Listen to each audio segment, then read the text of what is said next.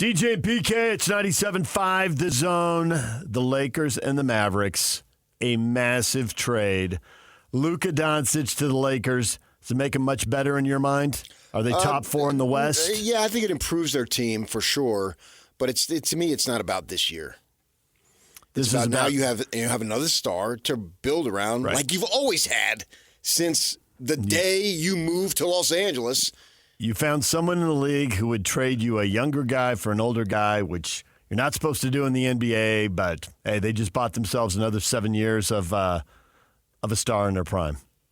If not more. He could be 350 pounds and I'd still make the deal.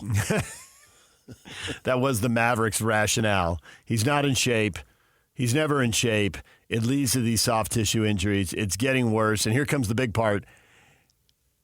And we don't want to give him over $300 million in a supermax contract extension in a year and a half. But only averages 38-8. Okay. I don't want to give anybody that kind of money. I'd be so leery to do it.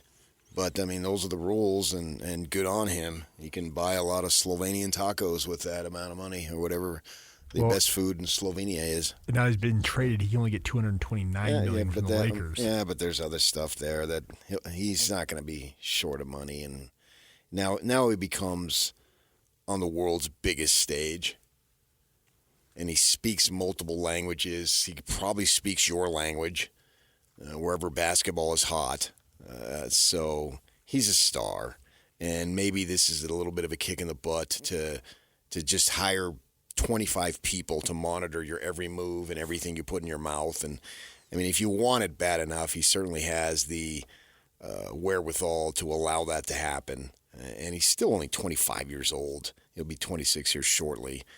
So I don't know that it helps him in the short term. I don't think it hurts them in the short term. They've got a decent team. I don't know that I would put them as the favorite by any stretch. But the good thing is the favorite is Oklahoma City, which is unproven. And so until they prove it, they're unproven. Maybe they'll trip up as they try to figure it out. Right. And the Lakers are sitting at fifth in the West before Luka debuts. So I mean, Luka beat them last year. Yeah. So you make this move 100 out of 100 times. And that's not Anthony Davis is not yesterday's garbage by any stretch. When he's healthy, he's a really good player. He has been. And the funny thing is, you make this trade, it's symbolic of today's NBA. Both players are currently injured. Perfect. They're not playing. And Big Luka's only played in 22 games this year, so he's been out. And they sent him away early in the season to get in shape. And he's got to do that. What he needs to do is what Jokic did. Jokic was chubby, and then they went away for COVID, and they were gone for 3 months or so, and he comes back, and he looks like a new man, literally, physically.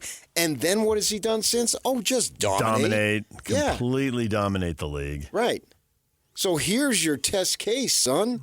Go do what he did and start it now and get serious about it. You're a phenomenal player. And Jokic was a good player. I mean, he took his game up to levels that nobody saw. Doncic has already seen that. We've already seen that out of him. And now this is the third team that passed on him. The Suns and the Kings did, and now the Mavs do. And Lakers, who wouldn't make that move? I think everybody would have made that move. And maybe it right. motivates LeBron to play another year or two. I mean, he's slowed down a little bit, but the slowing down is all relative. Still, yeah. It's just somebody on the freeway who's doing 90, who's now doing 80. Right. Yeah. And maybe that rejuvenates him a little bit. I don't think LeBron James has anything more to prove in the NBA. If he retired today, his status is intact as one of the all-time greats. And depending your age, it seems to be generational on deciding who you choose as the best player.